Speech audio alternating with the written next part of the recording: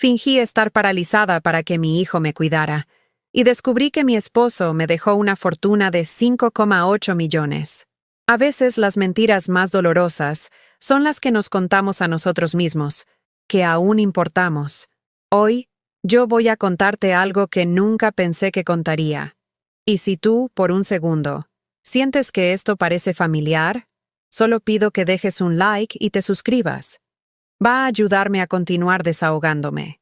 Me llamo Eulalia Romero, tengo 64 años y vivo en Guadalajara, en una casa de adobe que huele a canela y soledad. Cada mañana me despierto a las 5:30, no porque tenga algo importante que hacer, sino porque el insomnio se ha vuelto mi único compañero fiel. Me pongo la misma bata de algodón azul que Hernán me regaló hace 10 años, cuando aún fingía que me veía como mujer y no como la sombra que cuidaba de su casa. La cocina es el lugar donde más tiempo paso, preparando desayunos que nadie vendrá a comer. Tortillas hechas a mano que se enfrían en el comal. Café de olla que se amarga mientras espero una llamada que nunca llega. Huevos rancheros para una sola persona que ya perdió el apetito de vivir. El olor a epazote y chile guajillo se mezcla con el aroma de la tristeza, esa fragancia invisible que impregna las casas donde solo viven los olvidados. Mi rutina es la misma desde hace 3 años, cuando Hernán murió de un infarto fulminante en su oficina de contabilidad. Una rutina de supervivencia emocional que se resume en esperar.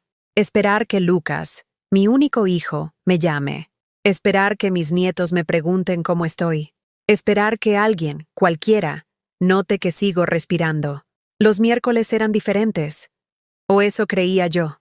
Ese día, Lucas pasaba por la casa después del trabajo.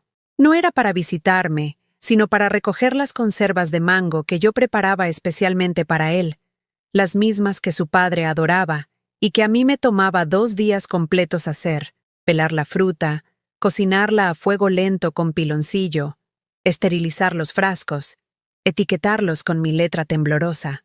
Para Lucas, con amor de mamá, escribía siempre, como si esas palabras pudieran comprar 5 minutos más de su tiempo. Pero este miércoles fue diferente. Sonó el teléfono a las 3 de la tarde, justo cuando yo terminaba de limpiar los frascos de vidrio que brillaban como pequeños soles dorados sobre la mesa de la cocina. Mamá, no voy a poder pasar hoy. Jimena organizó una cena con sus amigas y necesito ayudarla a arreglar la casa. Los frascos déjalos allí, ya pasaré otro día. Su voz sonaba distante, como si me hablara desde otro planeta. No era solo la distancia del teléfono, era la distancia del corazón que ya no encuentra espacio para una madre que se volvió invisible. Pero Lucas, ya están listos, y sabes que el mango se echa a perder si no los refrigeras pronto. Mamá, por favor, no seas dramática. Son solo conservas. El mundo no se va a acabar por unos frascos de mango. El tono. Ese tono que usaba cuando yo era un problema que resolver, una obligación que postergar. El mismo tono que utilizaba su padre cuando yo le pedía que dedicáramos un domingo a arreglar el jardín juntos, o cuando le sugerí que fuéramos a misa de vez en cuando. Colgó sin decir adiós. El teléfono quedó zumbando en mi oído como una abeja furiosa, pero el zumbido verdadero estaba en mi pecho, donde algo se quebró con un sonido seco, como cuando se rompe una rama vieja que ya no puede sostener más peso. Me senté en la silla de mimbre del patio, la misma donde Hernán leía el periódico cada mañana, mientras yo le servía su café con 3 cucharadas de azúcar. Desde allí podía ver el jardín que alguna vez fue mi orgullo, las bugambilias que trepaban por la pared de ladrillo, las macetas de geranios que cuidaba como si fueran hijos, la pequeña fuente que Hernán instaló para nuestro 20º aniversario de bodas. Todo lucía descuidado ahora. Las plantas crecían sin rumbo. Las flores se marchitaban sin que nadie las notara. Igual que yo.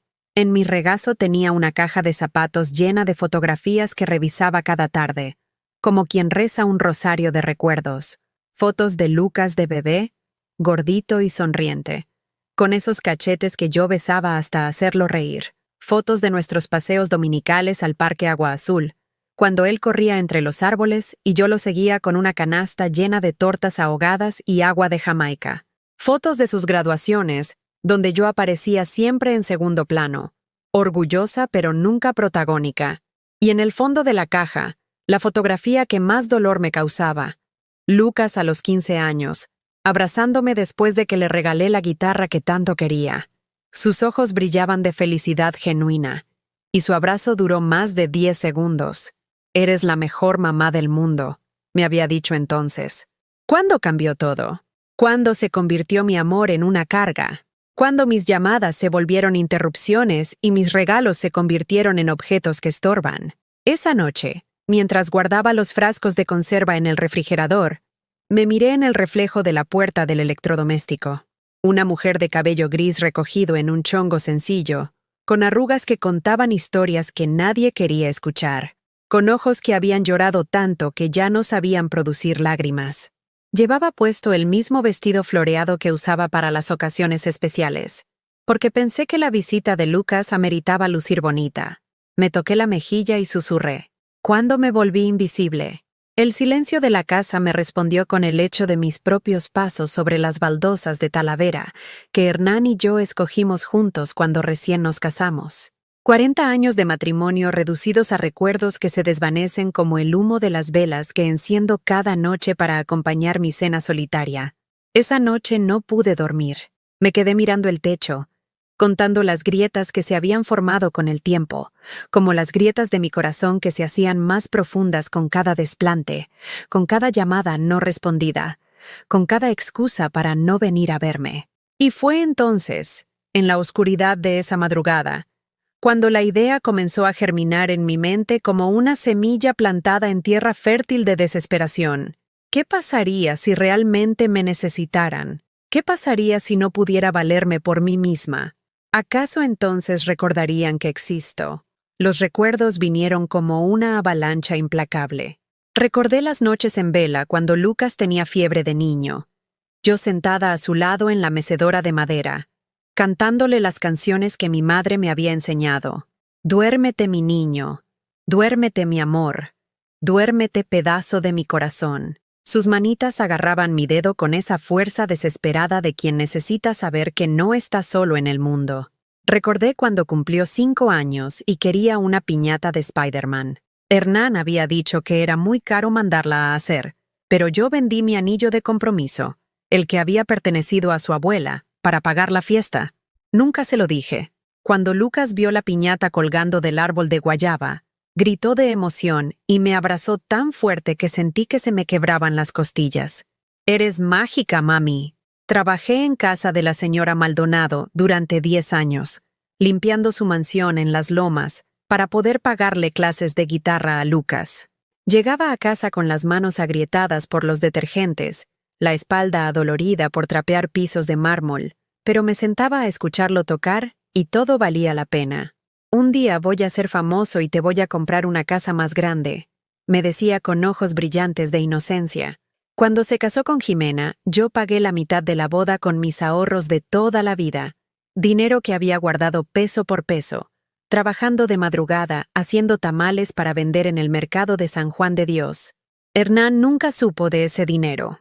Era mi secreto, mi regalo para el futuro de mi hijo. 3 años guardando monedas en un frasco de Nescafé que escondía detrás de las conservas. «Es lo menos que puedo hacer por mi bebé», le dije a Jimena cuando le entregué el sobre con el dinero. Ella ni siquiera me dio las gracias. Solo dijo, «Bueno, igual ya habíamos calculado este gasto», como si fuera mi obligación, no mi sacrificio. Cuando nacieron los gemelos, Diego y Sofía, yo era quien se levantaba en las madrugadas para ayudar. Jimena trabajaba como diseñadora y necesitaba dormir.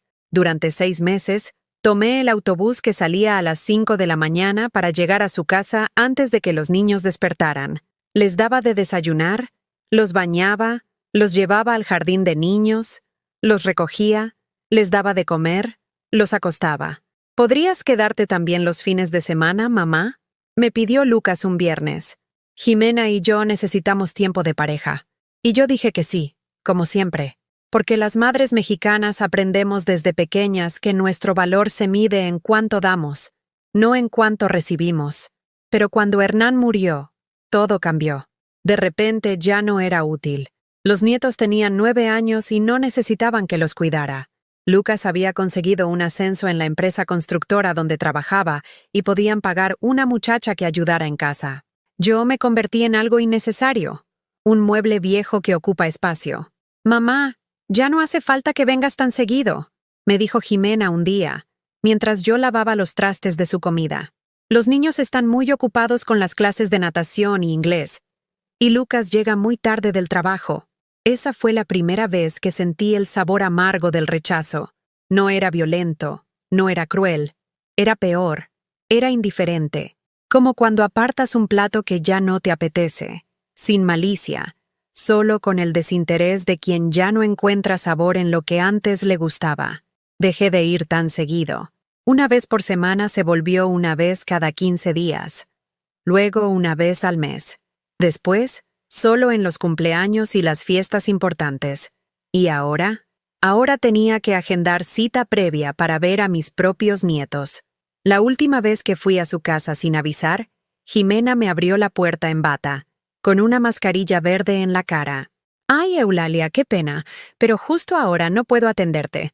Tengo una cita por videollamada en 10 minutos». No era su trabajo. Era una clase de yoga en línea.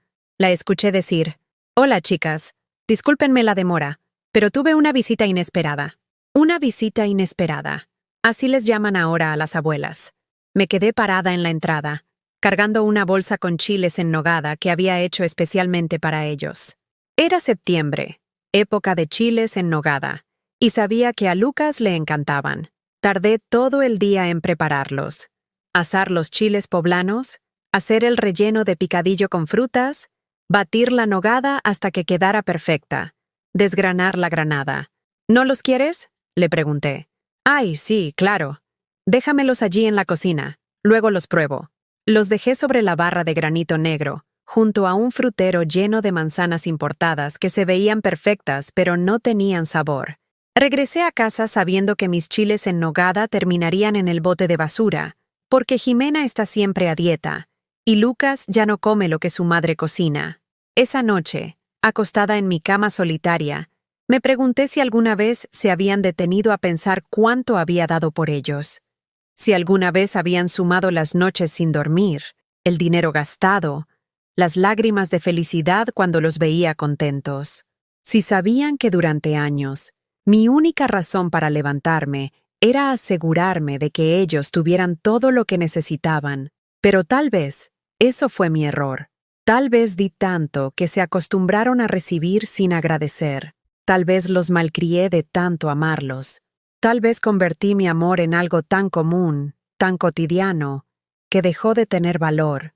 Y ahora, a los 64 años, me encontraba midiendo mi vida en cucharadas de soledad, preguntándome si habría alguna forma de recuperar aunque fuera un poquito de ese amor que había regalado a manos llenas durante décadas. ¿Qué tal si dejara de estar disponible? ¿Qué tal si fuera yo quien los necesitara por una vez? La mañana siguiente amaneció gris, como si hasta el cielo hubiera decidido acompañar mi melancolía. Mientras preparaba mi café de olla con canela, escuché el rumor del camión de la basura recogiendo los desperdicios de la cuadra. Me asomé por la ventana y vi a doña Socorro, mi vecina de enfrente, despidiéndose cariñosamente de su hija, que venía a visitarla cada sábado sin falta. «Cuídate mucho, mija, y dale un beso a los niños de mi parte», le gritaba doña Socorro desde la puerta, agitando su mano arrugada mientras su hija subía al auto. Qué fácil se veía todo desde afuera. Qué natural parecía el amor cuando era correspondido. Regresé a mi cocina y me senté frente a la mesa donde descansaban los frascos de conserva de mango, ahí donde los había dejado ayer como tumbas doradas de mis ilusiones rotas. Los toqué uno por uno, sintiendo su superficie lisa y fría. Todo ese trabajo, todo ese amor convertido en almíbar, para nada. Fue entonces cuando recordé algo que había guardado en el fondo de mi memoria, como se guardan las cartas de amor del pasado. La conversación que tuve con mi comadre Esperanza hace 2 meses, cuando su nuera la dejó cuidando a los nietos durante 3 semanas porque necesitaba un respiro. Fíjate que se me ocurrió hacerme la enferma. Me había contado Esperanza entre risas nerviosas, mientras tomábamos té de manzanilla en mi sala. Nada más me quejé de un dolorcito en el pecho y, ¡Zas! Toda la familia corriendo a ver qué me pasaba. Mi hijo hasta se tomó días libres del trabajo para cuidarme. En ese momento, me había parecido una travesura inocente, el capricho de una señora que quería un poco de atención. Pero ahora, con el corazón hecho pedazos y la dignidad por los suelos, esas palabras regresaban a mí como una profecía. ¿Qué pasaría si yo también me enfermara? ¿Qué pasaría si de repente Lucas tuviera que dejar sus cenas elegantes para venir a cuidarme? ¿Acaso entonces recordaría que soy su madre, que le di la vida, que dediqué cada día de mi existencia a asegurarme de que él fuera feliz? La idea comenzó a tomar forma en mi mente como una masa de pan que crece lentamente en la oscuridad. No algo dramático, no algo que los asustara demasiado, solo algo que me convirtiera de nuevo en una prioridad, aunque fuera por un tiempo corto. Me levanté de la silla y caminé hacia el espejo del pasillo, el mismo donde me había visto desaparecer poco a poco durante estos 3 años de abandono. Mi reflejo me devolvió la mirada de una mujer cansada, con el pelo gris despeinado y los ojos hinchados por las lágrimas que había llorado en silencio durante tantas noches. ¿En qué me he convertido?, me pregunté al espejo. ¿Cuándo permití que me trataran como si fuera un estorbo? Cerré los ojos e imaginé la escena. Lucas recibiendo una llamada del hospital, corriendo hacia acá con Jimena y los niños, todos preocupados, todos preguntándose cómo habían podido estar tan ocupados como para no notar que yo me estaba sintiendo mal. La culpa. Eso era lo que necesitaba que sintieran. Un poquito de culpa para recordarles que las madres también somos humanas, que también nos enfermamos, que también necesitamos que nos cuiden. Esa tarde, mientras regaba las plantas del jardín que ya nadie más notaba, perfeccioné mi plan. Tenía que ser algo creíble, pero no demasiado grave. Algo que requiriera cuidados constantes, pero que no los asustara hasta el punto de llevarme a un hospital de verdad, donde descubrirían mi mentira. Recordé a mi tía Remedios, que había tenido un derrame cerebral hace 5 años. Al principio la habían internado, pero después los doctores dijeron que podía recuperarse en casa con cuidados especiales. No podía caminar bien, necesitaba ayuda para bañarse, para vestirse, para comer. Su familia se había organizado por turnos para cuidarla. Incluso sus nietos la visitaban más seguido. Le llevaban flores. Le leían el periódico en voz alta. Un derrame leve. Eso podría fingir. Algo que afectara mis piernas, pero no mi mente, para poder disfrutar conscientemente de la atención que tanto había extrañado. La culpa me carcomía por dentro mientras pensaba en esto. ¿Qué clase de madre planea engañar a su propio hijo? ¿Qué clase de mujer finge una enfermedad para conseguir amor? Pero la desesperación es como el hambre. Cuando tienes suficiente, eres capaz de comer cualquier cosa, sin importar lo amarga que sepa. Esa noche llamé a mi comadre Esperanza. Oye, comadre, ¿te acuerdas de cuando te hiciste la enferma para que tu familia te hiciera caso? Ay, Eulalia, no me digas que también tú estás pensando en hacer esa travesura. No es travesura, Esperanza. Es supervivencia. Le conté todo. Los frascos de mango olvidados, las llamadas cortantes, la sensación de volverme invisible. Esperanza me escuchó en silencio. Y cuando terminé, suspiró profundo. ¿Sabes qué es lo peor de todo esto, comadre? Que a nuestras hijas nunca se nos ocurriría hacer esto, porque nosotras criamos a nuestros hijos para que nos respetaran, pero ellos criaron a los suyos para que los respetaran solo a ellos. Sus palabras me dolieron porque eran verdad. Yo había enseñado a Lucas a ser buen hijo, pero él no había enseñado a sus hijos a ser buenos nietos. Había roto la cadena de respeto que se pasa de generación en generación. ¿Cómo lo vas a hacer?, me preguntó Esperanza. No lo sé aún, pero tiene que ser pronto, antes de que me vuelva completamente invisible. Colgué el teléfono con el corazón acelerado. Ya no había vuelta atrás. La decisión estaba tomada. Solo tenía que encontrar el momento perfecto y la forma correcta de hacerlo. 2 días después, mientras barría el patio trasero donde Hernán solía leer su periódico, se me ocurrió la oportunidad perfecta. Lucas había mencionado en su última llamada que tenía una junta importante el viernes por la mañana, una presentación que llevaba preparando semanas para conseguir un contrato grande. Si yo tuviera mi accidente el jueves por la noche, él tendría que elegir entre su junta y su madre enferma. Y por más egoísta que se hubiera vuelto, Sabía que no podría abandonar a su madre en el hospital, no sin quedar como el peor hijo del mundo ante sus propios hijos. Esa noche, acostada en mi cama, practiqué mi actuación. Cómo caerme sin lastimarme de verdad. Qué síntomas fingir. Cómo hacer que mi voz sonara débil pero no alarmante. Tenía que ser perfecta. No podía haber errores. Perdóname, Hernán. Le susurré a la fotografía de mi esposo que tengo en el buró. Perdóname por lo que voy a hacer, pero ya no sé de qué otra forma recuperar a mi hijo. La fotografía me devolvió su sonrisa congelada en el tiempo. Esa sonrisa que alguna vez me había hecho sentir la mujer más afortunada del mundo. Ahora me parecía que hasta él me juzgaba desde el más allá.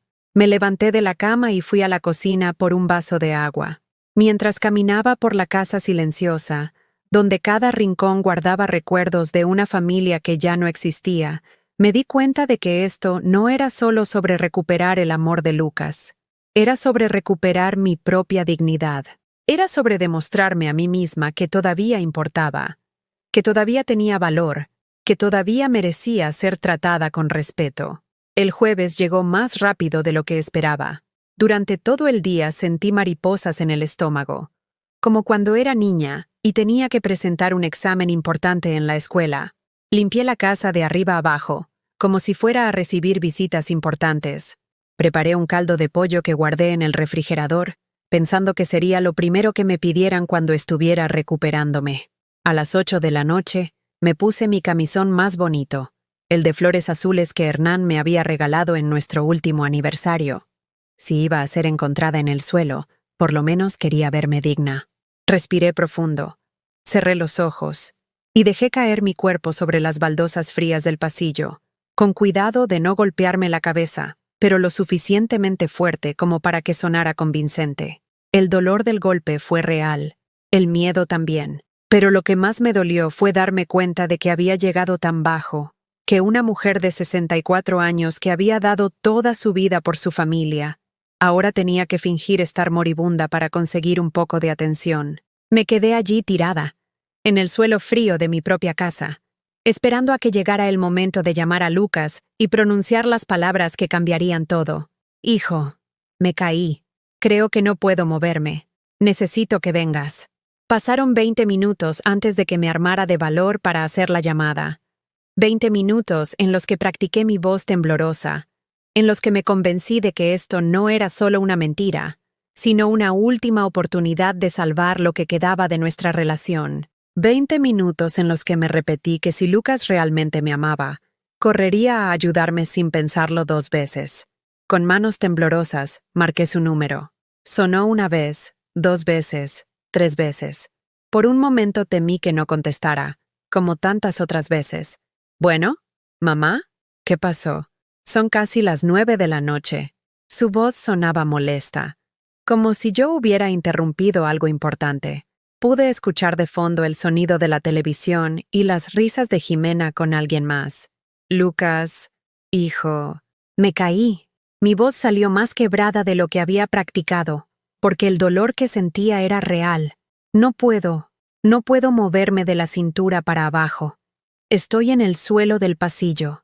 El silencio que siguió duró una eternidad. Escuché cómo bajaba el volumen de la televisión. ¿Cómo que no puedes moverte? ¿Te duele algo? ¿Estás sangrando? No sangro, pero... Lucas, tengo miedo. Siento las piernas como si fueran de algodón. No sé qué me pasó. Está bien. No te muevas. Voy para allá ahorita mismo. ¿Puedes alcanzar una almohada o algo para ponerte cómoda? Por primera vez en años, había preocupación genuina en su voz. No era el tono aburrido con el que normalmente me hablaba.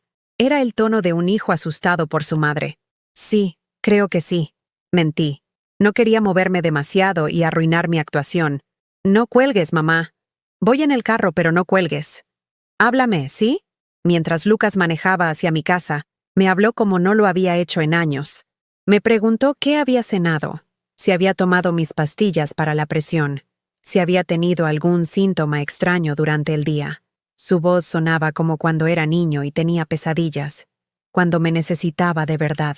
Ya llegué, mamá. Voy entrando. Escuché sus pasos apresurados por la entrada. Luego su voz gritando mi nombre por toda la casa hasta que me encontró tirada en el pasillo. ¡Mamá! ¡Dios mío! Se arrodilló a mi lado, y por primera vez en no sé cuánto tiempo, sentí sus manos tocándome con ternura. Me acarició la frente, me revisó los ojos con la linterna de su celular, intentó levantarme las piernas con cuidado. ¿Sientes esto?, me preguntaba mientras me tocaba los pies. Muy poquito, susurré, aunque sentía perfectamente sus dedos. Vamos al hospital ahorita mismo. No, hijo, no quiero ir al hospital. Por favor, ya sabes cómo son. Me van a tener allí horas y horas para al final decirme que no tengo nada. Mamá, esto es serio. Si no sientes las piernas, solo ayúdame a llegar a mi cama. Mañana vamos al doctor, ¿sí? Pero hoy quédate conmigo, por favor. Vi algo en sus ojos que no había visto desde que era niño. Miedo real de perderme. Está bien, dijo finalmente. Pero si no mejoras para mañana, nos vamos directo al hospital. Me cargó hasta mi recámara con una delicadeza que había olvidado que poseía. Por un momento, mientras sus brazos me sostenían, me sentí como cuando él era pequeño, y yo lo cargaba cuando se lastimaba jugando en el parque. Una vez en la cama, Lucas se sentó en la silla que había junto a mi tocador y llamó a Jimena. Amor, mi mamá se cayó y no puede mover las piernas. No sabemos qué pasó. Sí, me voy a quedar aquí esta noche. ¿Mañana? No sé. Depende de cómo amanezca. Pude escuchar la voz aguda de Jimena del otro lado, aunque no entendía qué decía, pero por el tono de Lucas parecía que ella no estaba muy contenta con que él se quedara. Jimena, es mi mamá. Está enferma. No la puedo dejar sola. Sí, ya sé que mañana tengo la junta, pero esto es más importante. Está bien. Hablamos mañana. Colgó con un suspiro y se volvió hacia mí. ¿Necesitas algo, mamá? ¿Agua? ¿Alguna pastilla? Solo que te quedes aquí, le dije. Y por primera vez en mucho tiempo, no era una mentira. Esa noche, Lucas durmió en el sillón de mi recámara. Cada vez que yo hacía el menor ruido, él se despertaba para preguntarme si estaba bien. Me trajo té de manzanilla, me ajustó las almohadas, incluso me cantó bajito una canción que yo le cantaba cuando era niño. Duérmete, mi niño, duérmete, mi amor, duérmete, pedazo de mi corazón. Pero ahora era él quien me la cantaba a mí, con su voz grave y cansada. Y por un momento, solo por un momento, sentí que había recuperado a mi hijo. A la mañana siguiente, cuando intenté levantarme y fingí que mis piernas no respondían, Lucas entró en pánico total. ¡Se está empeorando! ¡Nos vamos al hospital ahora mismo! Espérate, hijo. Mejor llama al doctor Mendoza. Él me conoce desde hace años. Que venga a verme aquí. El doctor Mendoza había sido nuestro médico familiar durante décadas. Era un hombre mayor, de esos doctores antiguos que aún hacían visitas a domicilio para pacientes conocidos. Sabía que él podría recomendar reposo en casa si los síntomas no eran alarmantes. Cuando llegó, me revisó con la meticulosidad de alguien que había visto de todo. Yo fingí los síntomas que había estudiado: entumecimiento en las piernas, mareo leve, un poco de confusión. Podría ser un episodio cerebrovascular menor, le dijo al doctor a Lucas, usando esas palabras técnicas que suenan terribles pero no lo son tanto. A su edad, es común que se presenten estos episodios. Lo importante es el reposo absoluto y observación constante. ¿Se va a recuperar?, preguntó Lucas con una voz que no había escuchado desde que era adolescente y se preocupaba por todo. Con cuidados adecuados y reposo, es muy probable. Pero va a necesitar ayuda las próximas semanas. No puede quedarse sola. Vi cómo Lucas se mordía el labio, calculando mentalmente qué significaba esto para su trabajo, su vida, sus planes. Yo me haré cargo, dijo finalmente. Puedo trabajar desde aquí algunas horas y conseguir quien me ayude el resto del tiempo.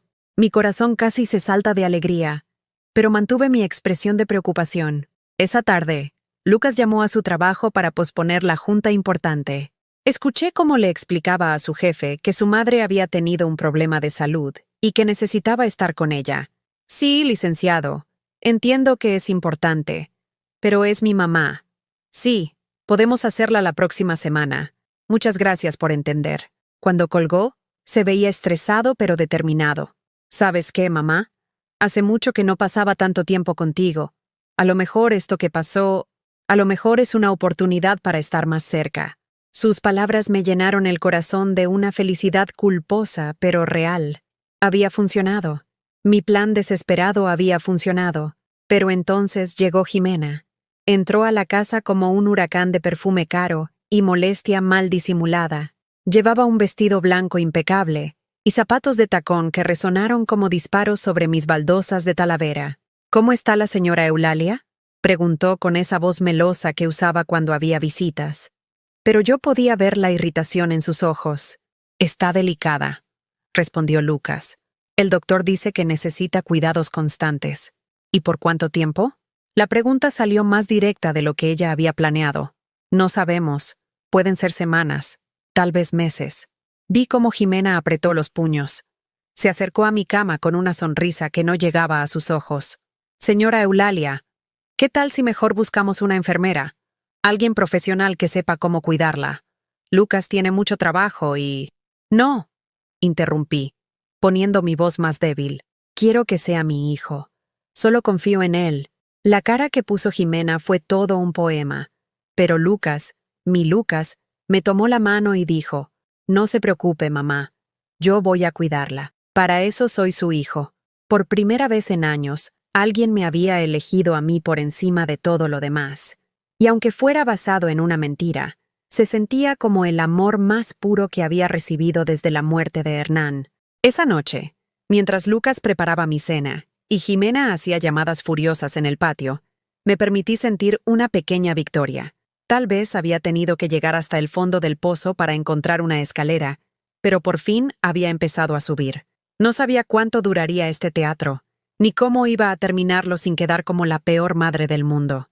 Pero por ahora, por estos días robados al destino, volvía a tener a mi hijo, y eso, por el momento, era suficiente. Los siguientes días fueron los más extraños, y a la vez, los más felices que había vivido desde la muerte de Hernán. Lucas se instaló en mi casa como si fuera suya otra vez. Trajo una maleta con ropa para una semana, su laptop para trabajar desde mi sala, y hasta sus vitaminas matutinas que tomaba religiosamente desde que cumplió 40. Por las mañanas, me preparaba el desayuno con una dedicación que me recordaba a cuando yo le hacía sus loncheras para la primaria. Huevos revueltos con jamón, pan tostado cortado en triángulos como a él le gustaba de niño, café con la cantidad exacta de azúcar. Se sentaba a la orilla de mi cama y me daba de comer como si fuera una niña pequeña, con esa paciencia infinita que solo tienen los hijos cuando realmente temen perder a sus madres. «¿Está muy caliente el café, mamá? ¿Le pongo más leche?» «Está perfecto, hijito», le respondía, saboreando no solo el café, sino cada palabra cariñosa que hacía años no escuchaba de sus labios. Las tardes se volvieron nuestro tiempo sagrado. Lucas traía su guitarra, la misma que yo le había comprado vendiendo mi anillo de compromiso, y tocaba las canciones que solía ensayar cuando era adolescente. Sus dedos se movían sobre las cuerdas con la misma destreza de siempre, pero ahora había una melancolía en su música que antes no existía. «¿Te acuerdas de esta canción, mamá?», me preguntó una tarde, tocando los primeros acordes de La Llorona. «Decías que era tu favorita». «Sigue siendo mi favorita», le susurré, sintiendo cómo se me llenaban los ojos de lágrimas. No por la canción, sino por recuperar estos momentos que pensé que habían muerto para siempre. Pero donde realmente recuperé a mi hijo fue en las noches. Cuando la casa se quedaba en silencio y solo se escuchaba el tic-tac del reloj de péndulo que Hernán había traído de Puebla, Lucas se sentaba en la silla junto a mi cama y hablábamos como no lo habíamos hecho en años. Me contó de sus miedos en el trabajo, de cómo la competencia era feroz, y él siempre sentía que tenía que demostrar que merecía su puesto. Me habló de sus dudas como padre, de si estaba siendo demasiado exigente con Diego y Sofía, o si, por el contrario, los estaba malcriando como Jimena siempre le decía. «A veces siento que no sé qué estoy haciendo, mamá. Como padre, como esposo, como hijo». Su voz se quebró un poco en la última palabra. «Siento que te he fallado mucho estos años». «No me has fallado, hijo», mentí, porque en ese momento lo único que importaba era consolarlo. «Solo te has perdido un poquito en el camino, pero estás aquí ahora. Es que la vida se vuelve tan rápida, ¿sabes? Entre el trabajo, los niños, las cuentas que pagar, los compromisos sociales de Jimena, a veces siento que vivo en una rueda de hámster, corriendo y corriendo sin llegar a ningún lado. Era la primera vez que Lucas me hablaba de su matrimonio con algo parecido a la sinceridad. Siempre habían sido muy cuidadosos de mostrar solo la cara perfecta de su relación, como si admitir que tenían problemas fuera una falla moral. ¿Eres feliz, hijo?, le pregunté una noche, cuando sus defensas estaban especialmente bajas. Se quedó callado tanto tiempo que pensé que no me iba a responder. No sé si sé qué significa ser feliz, dijo finalmente. Sé lo que significa estar ocupado, estar estresado, estar preocupado, pero feliz. Hace mucho que no me hago esa pregunta. Esas conversaciones nocturnas se convirtieron en mi droga. Por fin tenía de vuelta al Lucas sensible y reflexivo que había criado, no al hombre frío y calculador en que se había convertido. Mi plan estaba funcionando mejor de lo que había soñado, pero Jimena no se quedó de brazos cruzados. Al principio fue sutil. Llegaba a la casa con esa sonrisa falsa y me preguntaba cómo me sentía, pero sus ojos buscaban constantemente señales de mejora. Me estudiaba cuando pensaba que no la estaba viendo, como si pudiera descifrar mi actuación. ¿Ya puede mover un poquito los dedos de los pies, señora Eulalia?, me preguntaba con voz melosa mientras revisaba mi pedicura, que Lucas se había encargado de mantener impecable. Muy poquito, respondía yo, moviendo apenas un dedo para hacerla pensar que estaba progresando lentamente. ¡Qué bueno! Eso significa que se está recuperando. A lo mejor pronto ya no va a necesitar tantos cuidados. Pero conforme pasaron los días, su paciencia se fue agotando. Empezó a llegar con los niños, esperando que la presencia de Diego y Sofía me hiciera sentir culpable por robarles a su papá. Los niños extrañan mucho a su papá, me decía mientras Diego y Sofía jugaban en el patio. Preguntan por qué ya no llega a cenar a casa, por qué ya no los ayuda con la tarea. La verdad es que los niños se adaptaron muy bien.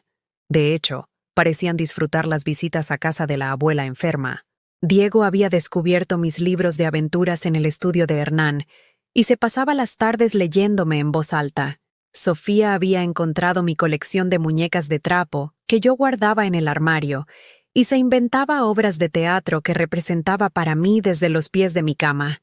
«Abuela, ¿te gustó cómo hice de princesa?», me preguntaba Sofía después de cada función, con los ojos brillando de orgullo. «Fue la mejor princesa que he visto en mi vida», le respondía sinceramente, porque hacía años que no veía a mis nietos tan creativos y libres, sin el horario militar de clases y actividades extracurriculares que Jimena les había impuesto. Pero Jimena interpretaba esta cercanía como una manipulación más de mi parte. «Está usando a los niños para chantajear a Lucas», la escuché decirle por teléfono a alguien mientras estaba en el patio. «Se está aprovechando de que él es muy noble y no puede abandonar a una madre enferma». Una tarde, cuando Lucas había ido a la farmacia por mis medicamentos falsos, Jimena entró a mi recámara con una determinación que no le había visto antes. «Señora Eulalia, necesitamos hablar», me dijo, cerrando la puerta tras de sí. Se sentó en la silla donde Lucas pasaba las noches y me miró fijamente, como si pudiera leer mis pensamientos. «Yo sé lo que está haciendo», me dijo con voz tranquila pero fría como el hielo. Sentí que se me congelaba la sangre, pero mantuve mi expresión de confusión. «No sé de qué hablas, hijita». «Claro que sabe. Está fingiendo estar enferma para que Lucas le haga caso, para recuperar la atención que perdió cuando nosotros formamos nuestra propia familia». «Jimena, ¿cómo puedes pensar eso? Estoy enferma. El doctor lo confirmó. El doctor Mendoza tiene 80 años y no ha actualizado sus conocimientos desde los 90. Cualquier médico joven la habría mandado a hacer estudios más específicos. Se acercó más a mi cama, y pude oler su perfume caro mezclado con algo que parecía veneno puro. Pero, ¿sabe qué? Me da igual que esté fingiendo. Lo que no le voy a permitir es que destruya mi matrimonio con su necesidad desesperada de atención. Yo no estoy destruyendo nada. Lucas perdió el contrato más importante de su carrera por usted. ¿Lo sabía? La junta que canceló era para cerrar la construcción de un centro comercial. 3 años de trabajo se fueron a la basura porque usted decidió que era más importante que fuera su enfermero personal. Esas palabras me pegaron como bofetadas. No sabía que la junta era tan importante. Lucas nunca me había dicho que había perdido algo por cuidarme. Y eso no es todo, continuó Jimena, viendo que había dado en el blanco. Su empresa está considerando despedirlo porque ya no pueden confiar en él para los proyectos importantes. Dicen que sus problemas familiares lo han vuelto poco confiable. No sabía, balbuceé, sintiendo cómo se desmoronaba mi pequeña victoria. Por supuesto que no sabía, porque Lucas es incapaz de hacerle ver las consecuencias de sus caprichos. Pero yo no soy tan condescendiente. Se puso de pie y se alisó la falda con movimientos precisos. Tiene una semana para recuperarse milagrosamente, señora Eulalia. Una semana para que Lucas pueda volver a su vida normal y salvar lo que queda de su carrera. Porque si no lo hace, yo misma voy a traer a un neurólogo de verdad para que la examine. Y cuando descubra que no tiene nada, Lucas se va a dar cuenta de qué clase de madre tiene realmente. Se fue de mi cuarto dejando tras de sí solo el eco de sus tacones y el peso aplastante de la culpa. Esa noche, cuando Lucas llegó con los medicamentos y se sentó como siempre a platicarme de su día, no pude mirarlo a los ojos. Por primera vez desde que había empezado esta farsa, me di cuenta de que había algo que podía ser peor que ser ignorada por mi hijo, ser la causa de su ruina. ¿Está todo bien en tu trabajo, hijito?, le pregunté con voz temblorosa. Sí, mamá, no se preocupe. Todo está bien. Me mintió con la misma facilidad con que yo le había mentido sobre mi enfermedad. Y ahí, en esa mentira mutua dicha por amor, entendí que había llegado de más y lejos, que el precio de recuperar a mi hijo podía ser destruirlo. No pude dormir esa noche. Me quedé despierta mirando el techo mientras Lucas dormía en su silla, respirando con ese ritmo pausado que tenía desde niño cuando estaba profundamente cansado. Cada vez que lo veía moverse, me daba cuenta de las ojeras que se le habían formado, de cómo había adelgazado en estas semanas de cuidarme, de la forma en que sus hombros se mantenían tensos incluso cuando dormía. ¿Qué había hecho? ¿En qué me había convertido? Los días siguientes fueron una tortura silenciosa. Cada gesto de amor de Lucas se sentía como un cuchillo en el pecho. Cuando me preparaba el desayuno cantando bajito, cuando me acomodaba las almohadas con esa ternura infinita, cuando me contaba anécdotas de su infancia para hacerme reír, yo solo podía pensar en las palabras de Jimena. Perdió el contrato más importante de su carrera por usted. El miércoles por la mañana, mientras Lucas estaba en una videoconferencia desde la sala, lo escuché disculparse con alguien. Sí, licenciado. Entiendo que la empresa esté preocupada por la situación. No, mi madre aún no puede quedarse sola. Sí, claro que entiendo que el proyecto del Plaza Mayor era importante. Hizo una pausa larga, y pude escuchar el tono regañón de la voz al otro lado del teléfono. Le aseguro que esto no va a afectar mi desempeño laboral. Sí, señor. Estoy completamente comprometido con la empresa. No tengo una fecha específica, pero estoy buscando alternativas. Cuando colgó, lo escuché suspirar profundo y caminar hacia la cocina. Desde mi cama podía verlo a través de la puerta entreabierta, parado frente al fregadero, con las manos apoyadas en el borde y la cabeza gacha. Sus hombros temblaban ligeramente. Mi hijo estaba llorando, por mi culpa. Esa tarde, cuando llegó Jimena con los niños, noté algo diferente en su actitud. Ya no había ni siquiera la pretensión de cortesía. Entró directamente a mi cuarto mientras Diego y Sofía jugaban con Lucas en el patio. Quedan 3 días, me dijo sin preámbulos, revisando su reloj de pulsera como si fuera una bomba de tiempo. 3 días para que su hijo no pierda completamente su trabajo. Jimena, por favor. ¿Por favor qué? ¿Por favor deje que destruya a mi familia? Por favor permita que mis hijos vean a su padre convertirse en un fracasado porque su abuela es una manipuladora. Sus palabras eran como látigos, pero lo peor era que tenía razón.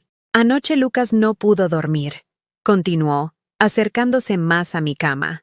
Se quedó despierto hasta las 5 de la mañana buscando trabajos en Internet, trabajos que pagan la mitad de lo que gana ahora, porque ya nadie va a confiar en alguien que abandona proyectos importantes por problemas familiares.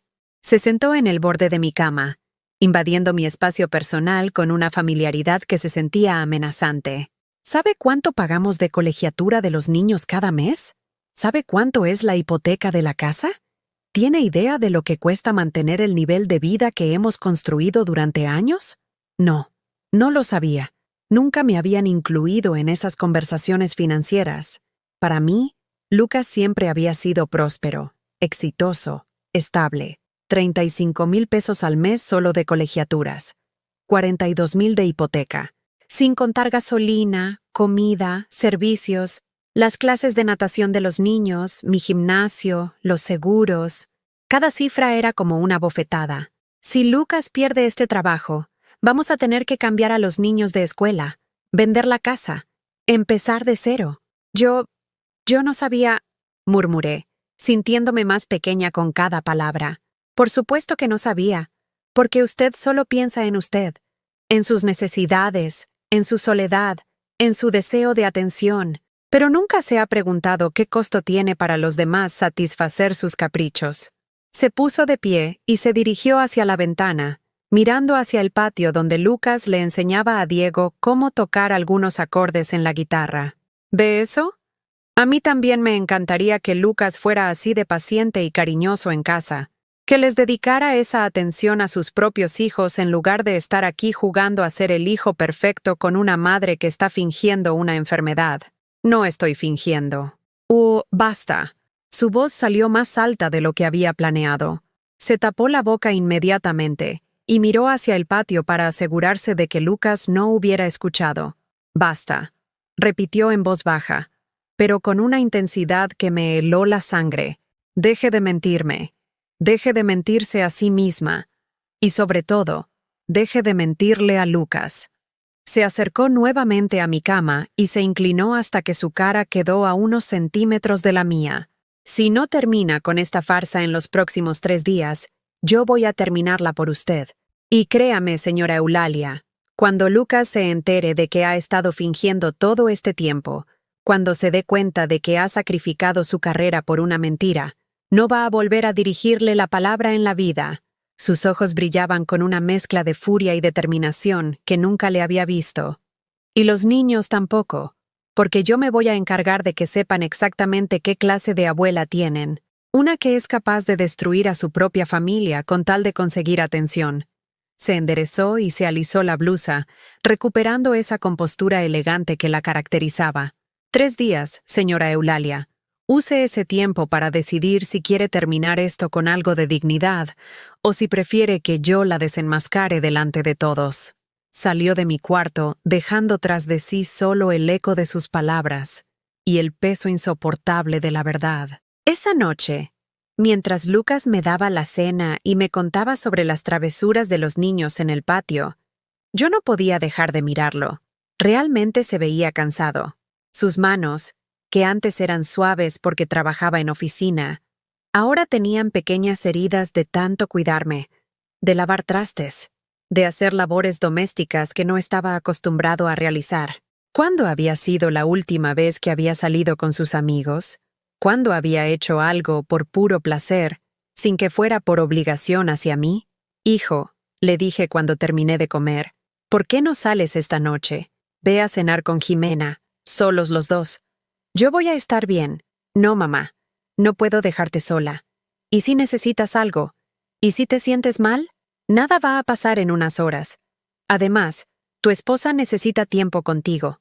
Se ve que está estresada. Lucas suspiró y se sentó en su silla habitual. Es que todo está muy complicado en el trabajo, mamá. Y Jimena no entiende que no puedo dejarte sola mientras estés así. ¿Qué tan complicado? Pregunté, aunque ya sabía la respuesta. No es nada de lo que tengas que preocuparte, me dijo con esa sonrisa falsa que había heredado de su padre. Solo son cosas del trabajo. Ya se va a resolver. Pero yo sabía que no se iba a resolver. Sabía que cada día que pasara aquí conmigo, más se hundiría en un hoyo del cual tal vez nunca podría salir. Lucas, le dije, tomándole la mano, ¿tú eres feliz cuidándome? La pregunta lo tomó por sorpresa. Se quedó callado unos segundos, y en esos segundos pude ver la verdad en sus ojos. Claro que sí, mamá. Eres mi madre. Es lo menos que puedo hacer después de todo lo que tú hiciste por mí. Obligación, culpa, deber. Eso era lo que escuchaba en su voz. No amor genuino, sino el peso agobiante de la deuda emocional que yo había construido durante años. ¿Y si yo no estuviera enferma? Insistí. Si pudieras elegir libremente, ¿pasarías tanto tiempo conmigo? Lucas se removió incómodo en su silla. Esa es una pregunta muy rara, mamá. Pero claro que me gusta pasar tiempo contigo. Otra mentira, tan transparente como las mías.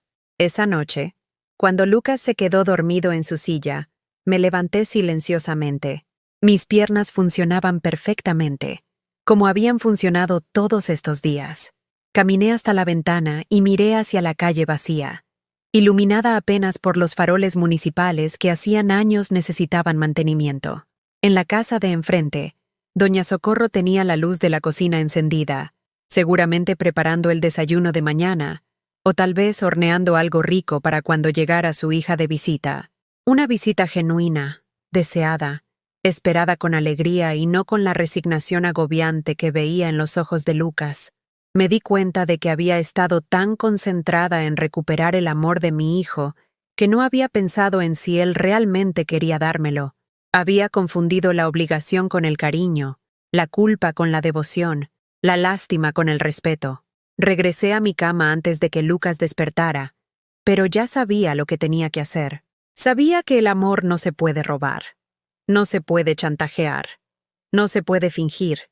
Y si mi hijo tenía que elegir entre su madre y su futuro, yo tenía que ser lo suficientemente valiente para no obligarlo a elegir. Pero primero tenía que encontrar una forma de terminar esto sin perderlo para siempre. Tenía que encontrar una manera de salvar a Lucas de mi propia desesperación. Al día siguiente, decidí que era momento de comenzar mi recuperación milagrosa. Durante el desayuno, moví los dedos de los pies de forma más evidente. Fingí que podía sostener mejor la taza de café. Incluso logré incorporarme un poco más en la cama. «Mamá, ¿viste eso? Moviste toda la pierna», exclamó Lucas con una alegría genuina que me partió el corazón. «Creo que me estoy sintiendo un poquito mejor, hijito». Mentí, odiándome a mí misma por continuar el engaño, pero sabiendo que era la única forma de liberarlo gradualmente. «Esto es maravilloso. Voy a llamar al doctor Mendoza para que te revise». «No, no hace falta. Prefiero que sea natural, sin presiones». Esa tarde, cuando Lucas salió a comprar medicinas, sonó el teléfono. Era una voz que no reconocí, una mujer mayor con acento de provincia. ¿Habla con la señora Eulalia Romero? Sí. ¿Quién habla?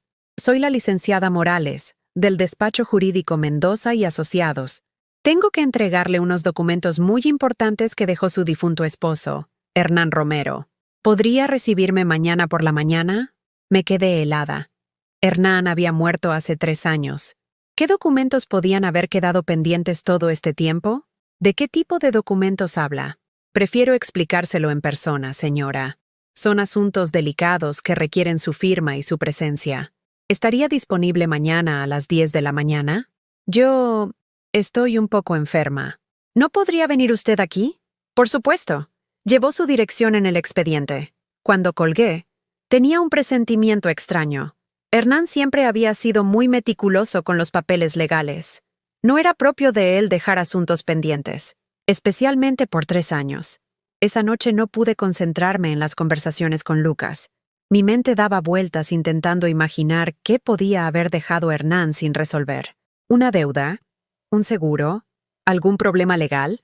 A la mañana siguiente, la licenciada Morales resultó ser una mujer de unos 60 años, con cabello gris perfectamente peinado y un maletín de cuero gastado pero elegante. Vestía un traje sastre azul marino y llevaba anteojos de lectura colgados de una cadena dorada. «Señora Romero», dijo después de los saludos de cortesía, sentándose en la silla que Lucas había desocupado para ir a trabajar mediodía. «Lo que vengo a entregarle hoy es algo que su esposo dejó con instrucciones muy específicas». Sacó de su maletín una carpeta manila y un sobre sellado con lacre rojo. «El señor Hernán me pidió que le entregara esto solo bajo una condición muy particular», continuó, ajustándose los anteojos. Solo si alguna vez yo percibiera que usted se encontraba completamente sola, sin el apoyo de su familia. Las palabras me golpearon como un rayo. ¿Hernán había previsto que esto podía pasar? ¿Había sabido que Lucas podría abandonarme? No entiendo.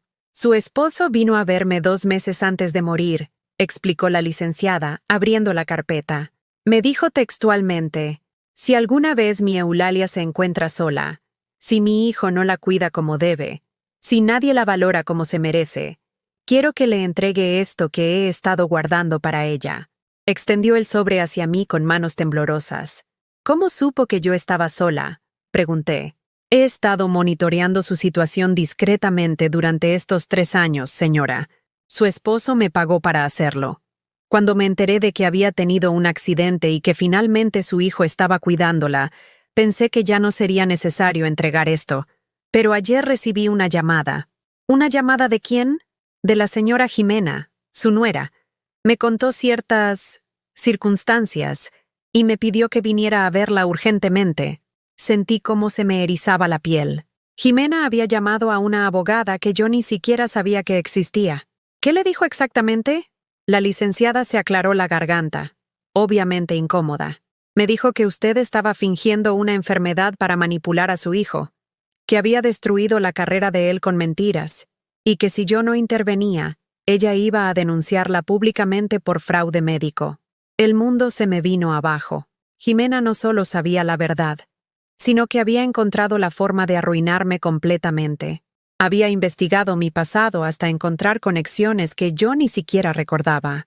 Pero, ¿sabe qué me extrañó, señora Romero?, continuó la abogada.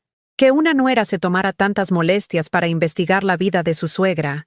Eso me hizo sospechar que tal vez las motivaciones de la señora Jimena no eran tan altruistas como quería hacerme creer. Abrí el sobre con manos temblorosas. Dentro había una carta escrita con la letra familiar de Hernán y varios documentos que no entendía. Mi Eulalia querida, comenzaba la carta. Si estás leyendo esto, es porque algo salió mal con nuestro plan para tu futuro.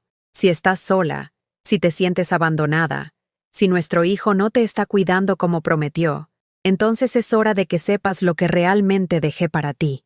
Las lágrimas comenzaron a caer sobre el papel mientras seguía leyendo. Durante años trabajé en secreto, guardando dinero que Lucas nunca supo que existía. No en cuentas mexicanas, donde él podría encontrarlo y gastarlo antes de tiempo, sino en una cuenta en Suiza que solo tú puedes accesar. Son 5.8 millones de dólares, mi amor. Dinero que gané con inversiones que hice desde que nos casamos, pensando siempre en tu vejez, en tu tranquilidad, en tu independencia. No podía creer lo que estaba leyendo. Hernán, que siempre había sido cuidadoso con el dinero, pero nunca ostentoso, había sido millonario en secreto. Si Lucas te está cuidando como debe, si te respeta y te ama como te mereces, entonces guarda esto y úsalo solo si alguna vez lo necesitas. Pero si él te ha abandonado, si te trata como si fueras una carga, entonces usa este dinero para comenzar una nueva vida donde seas valorada y respetada. La licenciada me entregó los documentos restantes. Aquí están todos los papeles para acceder a la cuenta, señora. Su esposo fue muy previsivo. También dejó instrucciones para que, si usted decide usar este dinero, yo le ayude con todos los trámites legales necesarios. Me quedé en silencio, procesando esta información imposible. Hernán me había dejado una fortuna, pero más que eso, me había dejado una opción, una salida. Hay una cosa más, añadió la abogada, bajando la voz. Su esposo también me dejó información muy detallada sobre las finanzas de su hijo. Aparentemente, Lucas ha estado mintiendo sobre su situación económica. ¿Qué quiere decir? Su hijo no está en crisis financiera, señora Romero. De hecho, está en una posición económica muy sólida. La empresa no lo va a despedir, ni perdió ningún contrato importante. Todo eso son mentiras que le han dicho para hacerla sentir culpable. El mundo comenzó a girar a mi alrededor. ¿Todo había sido mentira? ¿La crisis? ¿Las amenazas de Jimena? ¿El chantaje emocional? ¿Cómo puede estar segura? Su esposo me dejó contactos en la empresa donde trabaja Lucas. He estado monitoreando su situación laboral durante estos 3 años. Lucas está considerado para una promoción importante, no para un despido. Y la junta que supuestamente perdió por cuidarla fue pospuesta por decisión de toda la empresa, no cancelada. Sentí una mezcla de alivio y traición que me revolvió el estómago. Lucas no había perdido nada por cuidarme, pero había permitido que yo creyera que sí. Había permitido que me sintiera culpable por arruinar su vida. Entonces, Jimena. La señora Jimena le mintió deliberadamente para manipularla psicológicamente. Aparentemente, ella sabía que usted estaba fingiendo la enfermedad y decidió usar eso en su contra para separarla definitivamente de su hijo. La licenciada cerró su maletín y se puso de pie. Señora Romero, mi consejo profesional es que piense muy bien qué quiere hacer con esta información. Tiene recursos para ser completamente independiente si así lo desea, pero también tiene la oportunidad de usar lo que ahora sabe para tomar decisiones más informadas sobre su relación con su familia. Después de que se fue, me quedé sola con el sobre en mis manos, mirando esos números imposibles en los documentos bancarios. 5.8 millones de dólares. Suficiente para comprar una casa nueva, viajar por el mundo, vivir con dignidad y independencia el resto de mi vida. Pero más importante que el dinero era la verdad. Ni Lucas estaba en crisis, ni yo había arruinado nada. Todo había sido una manipulación de Jimena para alejarme de mi hijo definitivamente. El problema era que yo seguía mintiendo sobre mi enfermedad, y ahora tenía que decidir qué hacer con todas estas verdades y mentiras entrelazadas que habían creado una maraña imposible de desenredar. Cuando Lucas llegó esa tarde, me encontró sentada en el borde de la cama, aparentemente recuperándome más rápido. «Mamá, ya puedes sentarte sola. Esto es increíble». Lo miré a los ojos, buscando alguna señal de la mentira que me había contado sobre su trabajo, alguna pista de que él también había estado actuando todo este tiempo. «Lucas», le dije, «necesitamos hablar». Vi cómo se tensó inmediatamente. Se sentó en su silla habitual, pero esta vez mantuvo la distancia, como si pudiera presentir que algo había cambiado. «¿Estás bien, mamá? Te ves diferente». «Estoy bien, hijo. De hecho, me siento mejor de lo que me he sentido en años». Era verdad, aunque no por las razones que él creía. Eso es maravilloso. El doctor Mendoza tenía razón. Solo necesitabas tiempo y cuidados. Lo miré fijamente, estudiando cada gesto de su cara. ¿Cómo había podido vivir engañada tanto tiempo? ¿Cómo no me había dado cuenta de que mi propio hijo era capaz de mentirme con tanta facilidad? «Lucas, ¿cómo está realmente tu trabajo?». La pregunta lo tomó desprevenido. Vi cómo sus ojos se movían hacia la ventana, hacia sus manos, hacia cualquier lugar excepto hacia mí. «Ya te dije, mamá. Está complicado, pero no es nada de lo que tengas que preocuparte. ¿Perdiste realmente ese contrato por cuidarme?». Esta vez la pausa fue más larga. Vi cómo se mordía el labio inferior, un tic nervioso que tenía desde niño cuando mentía. «Mamá, ¿por qué me preguntas eso?». «Porque necesito saber la verdad, hijo. Toda la verdad». Se puso de pie y comenzó a caminar por la habitación, con las manos en los bolsillos y la mirada fija en el suelo. «Está bien», dijo finalmente. «No perdí el contrato. Se pospuso, nada más. Pero eso no significa que no hubiera consecuencias por faltar tanto al trabajo». «¿Qué consecuencias, Lucas?». «Pues... la empresa notó mi ausencia, obviamente. Y eso puede afectar mis evaluaciones futuras. Más mentiras, pero suaves, diluidas, como si fuera él quien necesitara protegerme de la realidad en lugar de al revés». «¿Y tu jefe realmente te regañó ayer por teléfono?». «Sí. Bueno, no fue exactamente un regaño. Fue más como una conversación sobre responsabilidades». Me levanté de la cama, completamente, sin ayuda, sin fingir debilidad en las piernas. Lucas se quedó helado. «Mamá, ¿qué estás haciendo? No deberías...». «Puedo caminar perfectamente, hijo», le dije, dando unos pasos hacia él. «He podido caminar todo este tiempo». El color se le fue del rostro. Se quedó inmóvil, procesando lo que acababa de ver y escuchar. ¿Qué estás diciendo?» «Estoy diciendo que he estado fingiendo, Lucas. Que nunca estuve enferma. Que todo esto fue una mentira para recuperar tu atención». Se sentó pesadamente en la silla, como si las piernas le hubieran fallado a él. «No entiendo. Claro que entiendes, porque tú también has estado mintiendo. Sobre tu trabajo, sobre las consecuencias, sobre todo.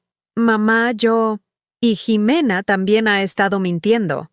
Sobre las crisis financieras, sobre los despidos, sobre todo. Lucas se cubrió la cara con las manos. ¿Cómo sabes todo eso? Le conté sobre la visita de la licenciada Morales, sobre los documentos de su padre, sobre el dinero que nunca supimos que existía.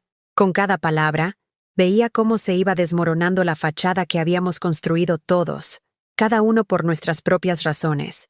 Entonces papá sabía, murmuró. Tu padre sabía que algún día podrías abandonarme, y me dejó una salida.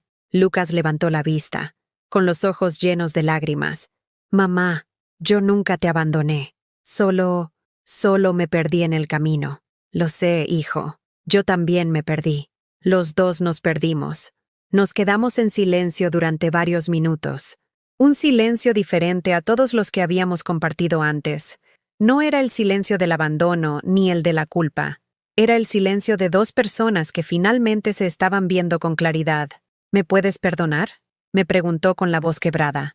¿Me puedes perdonar tú a mí? Ambos nos echamos a llorar al mismo tiempo. Pero no eran lágrimas de tristeza, sino de liberación, como cuando llueve después de meses de sequía y la tierra finalmente puede respirar. Lucas se acercó y me abrazó. Pero esta vez no era el abrazo compasivo del hijo que cuida a su madre enferma. Era el abrazo real de dos adultos que se habían reencontrado después de perderse en un laberinto de mentiras y expectativas. ¿Qué vamos a hacer ahora?, me preguntó. Ahora vamos a ser honestos. Por primera vez en años. Esa tarde, cuando llegó Jimena con los niños, los tres estábamos esperándola en la sala. Lucas, yo, y la licenciada Morales, quien había regresado a mi petición. ¿Qué está pasando aquí?, preguntó Jimena al ver la escena. Siéntate, Jimena, le dijo Lucas con una voz que no admitía discusión. La licenciada Morales abrió su maletín y sacó varios documentos. Señora Jimena, ayer usted me llamó para denunciar a su suegra por fingir una enfermedad. Jimena miró hacia Lucas, buscando apoyo, pero él mantenía la mirada fija en sus propias manos. Tenía razón, continuó la abogada. La señora Eulalia efectivamente estaba fingiendo. Pero lo que usted no sabía es que yo tenía órdenes específicas de su difunto suegro, de monitorear exactamente este tipo de situaciones. Le entregó a Jimena una copia de los documentos bancarios. Resulta que el señor Hernán dejó instrucciones muy claras sobre qué hacer si su esposa era maltratada o manipulada por su familia, incluidas las mentiras que usted le contó sobre la situación laboral de su esposo. Jimena palideció al ver las cifras en los papeles. Yo no sabía... Por supuesto que no sabía, porque usted estaba tan ocupada tratando de alejar a su suegra que nunca se molestó en averiguar si las mentiras que le estaba contando tenían algún fundamento real. Lucas finalmente habló. Jimena, ¿por qué me mentiste sobre mi trabajo? ¿Por qué le dijiste a mi mamá que había perdido el contrato? Porque quería que se fuera, respondió Jimena con una honestidad brutal que nos sorprendió a todos. Porque estoy cansada de que tu madre sea siempre una prioridad en nuestras vidas. Porque quiero que por una vez pienses primero en tu esposa y tus hijos. Pero ella estaba enferma. No estaba enferma. Lo sabía desde el primer día. Una mujer no finge tan mal una parálisis. Diego y Sofía, que habían estado jugando en el patio, entraron en ese momento y se quedaron parados en la entrada, sintiendo la tensión, pero sin entender completamente lo que pasaba. ¿Qué está pasando?, preguntó Diego con esa intuición que tienen los niños para detectar los problemas de los adultos. Fue Sofía quien se acercó a mí y me tomó de la mano. Abuela, ¿ya no estás enferma? No, mi amor. Nunca estuve realmente enferma. Entonces, ¿por qué no podías caminar? La pregunta inocente de una niña de 9 años resumía toda la complejidad de la situación mejor que cualquier análisis de adultos. Porque a veces los adultos hacemos cosas muy tontas cuando nos sentimos solos, le respondí con total honestidad. Diego se acercó también. ¿Como cuando yo me hago el enfermo para no ir a la escuela? Exactamente como eso, pero mucho más serio. Los niños procesaron esta información con esa capacidad que tienen para aceptar las verdades complicadas mejor que los adultos. ¿Ya no vas a hacerte la enferma?, preguntó Sofía. Nunca más, te lo prometo. ¿Y vamos a seguir viniendo a visitarte? Miré hacia Lucas y Jimena antes de responder. Eso depende de sus papás. Jimena se puso de pie y se dirigió hacia la puerta. Nos vamos. Lucas, cuando decidas si tu lealtad está con tu familia real o con tu madre manipuladora, me avisas. Jimena, espera. La detuvo Lucas. Todos hemos mentido aquí. Todos hemos manipulado. Mi mamá fingió estar enferma. Tú mentiste sobre mi trabajo. Yo mentí sobre las consecuencias. ¿No crees que ya es hora de que dejemos de buscar culpables y empecemos a buscar soluciones? Jimena se detuvo en el umbral de la puerta, pero no se dio la vuelta. La solución es muy simple, Lucas. Tu madre tiene dinero suficiente para vivir independiente el resto de su vida. Que se vaya a vivir sola y nos deje en paz. Esa es una opción, dije yo, sorprendiendo a todos. Y tal vez sea la mejor. Lucas se volvió hacia mí, alarmado. Mamá, no digas eso. Hijo, tu esposa tiene razón en algo. He sido una carga para ustedes. He usado la culpa y la manipulación para mantenerme relevante en sus vidas. Eso no es amor, es egoísmo. Me acerqué a Diego y Sofía, que seguían tomados de mis manos. Pero quiero que ustedes sepan que los amo más de lo que las palabras pueden expresar. Y si decido irme, no es porque no los quiera, sino precisamente porque los quiero tanto que prefiero alejarme antes que seguir dañando a esta familia. Los niños me abrazaron, y en ese abrazo sentí algo que no había sentido en años. Amor puro, sin condiciones, sin manipulaciones, sin culpas. ¿A dónde te vas a ir, abuela?, preguntó Diego. No lo sé todavía, mi amor, pero a donde sea que vaya, siempre van a tener una abuela que los ama. Esa noche, después de que se fueron, Lucas y yo nos quedamos sentados en el patio, bajo las estrellas que hacía años no veíamos juntos. ¿De verdad te vas a ir, mamá? Creo que es lo mejor para todos. Pero yo no quiero que te vayas. Quiero aprender a ser un mejor hijo. Quiero que tengamos una relación real, no basada en obligaciones o culpas. Y la vamos a tener, Lucas, pero desde la distancia, desde el respeto mutuo, desde la libertad de elegir estar juntos porque queremos, no porque necesitamos. 6 meses después, estaba sentada en la terraza de mi nueva casa en Puerto Vallarta, viendo el atardecer sobre el Pacífico. Una casa pequeña pero hermosa, con jardín lleno de flores y vista al mar. Una casa que compré con mi dinero, donde nadie me visitaba por obligación. Lucas me llamaba cada domingo, no porque tuviera que hacerlo, sino porque genuinamente quería saber de mí. Jimena y yo nunca nos hicimos amigas, pero aprendimos a respetarnos desde la distancia. Los niños venían a visitarme en vacaciones, y esas visitas eran puras, llenas de risas y aventuras en la playa. Había aprendido a vivir sola sin sentirme sola. Había aprendido que el amor no se mendiga, se ofrece libremente. Había aprendido que a veces, soltar es la forma más profunda de amar. Y por primera vez en mi vida, a los 65 años, era completamente libre de ser quien realmente era. Eulalia Romero, una mujer que había elegido su propia felicidad por encima de la aprobación de otros. ¿Alguna vez has tenido que alejarte de alguien que amas para poder amarlo de verdad? Cuéntame en los comentarios si has vivido algo parecido. Y si esta historia te llegó al corazón, déjame tu like y suscríbete al canal para que este mensaje llegue a alguien más que necesite escucharlo.